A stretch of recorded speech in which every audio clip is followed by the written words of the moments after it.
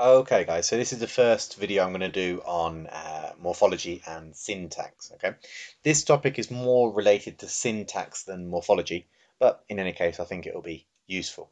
So here we're talking about verb valence, or the valency of a verb. Now, that term originally comes from chemistry, and in chemistry, the valence or valency of an element is a measure of its combining power. Okay. Now, you might be wondering, well, what's this got to do with linguistics?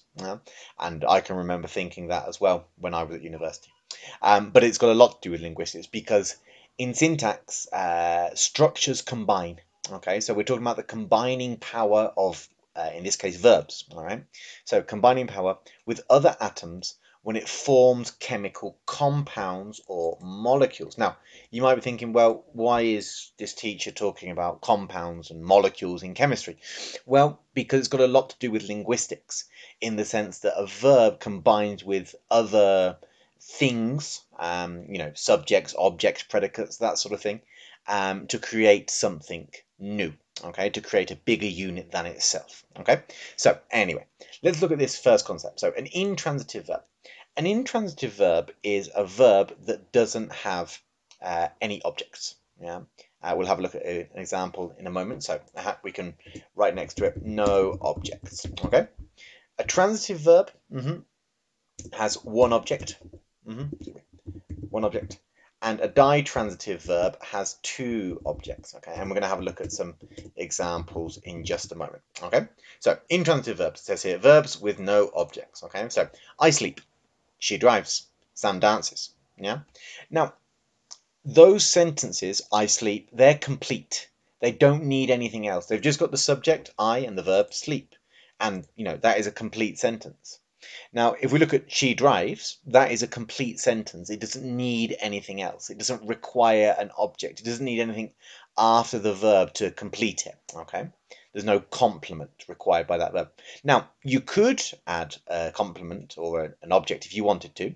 You could say she drives a BMW or she drives a Mercedes. And then the BMW or the Mercedes would be the thing that was driven, so that would become the object. And in the last case, we've got Sam dances, and you could say Sam dances salsa, or Sam dances, I don't know, cumbia, or whatever it might be.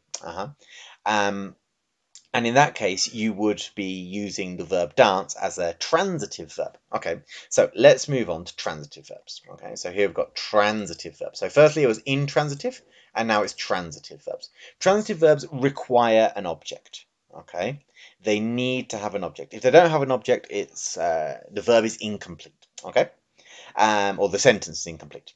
I like. It's like I like what? What is the thing that you like? I mean, you need an object to fill that gap, but you can't like. I watch movies because I like them, or because I like watching movies, or whatever it might be. Okay. Um, let's have a look at this case. She enjoyed, for example, she went to the cinema and she enjoyed.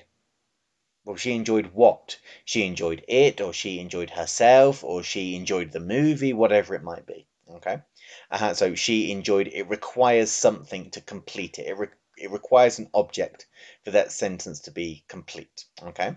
Now, the reason I mention that is because that's not the case in Spanish. You could say y se divirtió. Yeah.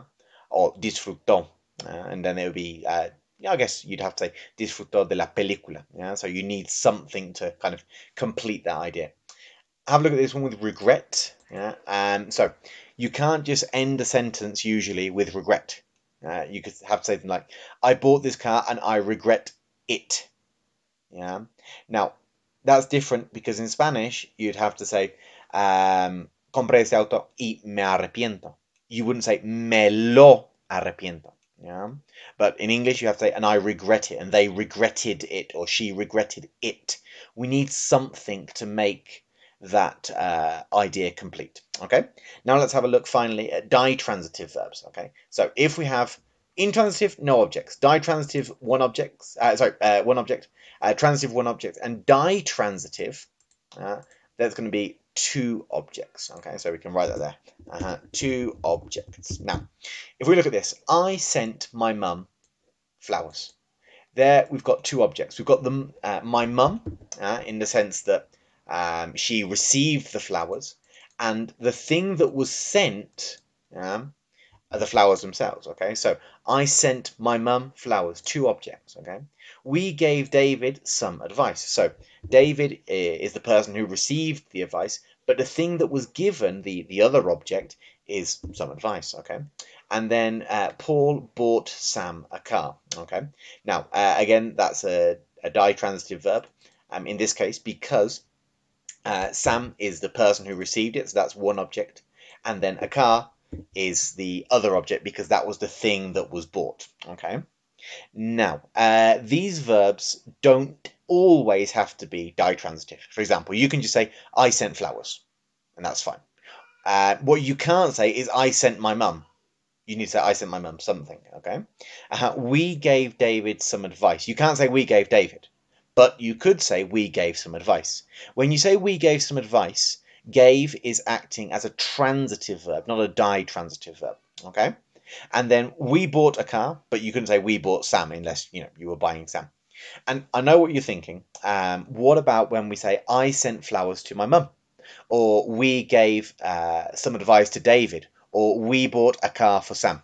Well, that's a different topic. That's called dative shift. Okay, dative shift, and we will have a look at that in a future video. Okay, thank you very much, guys.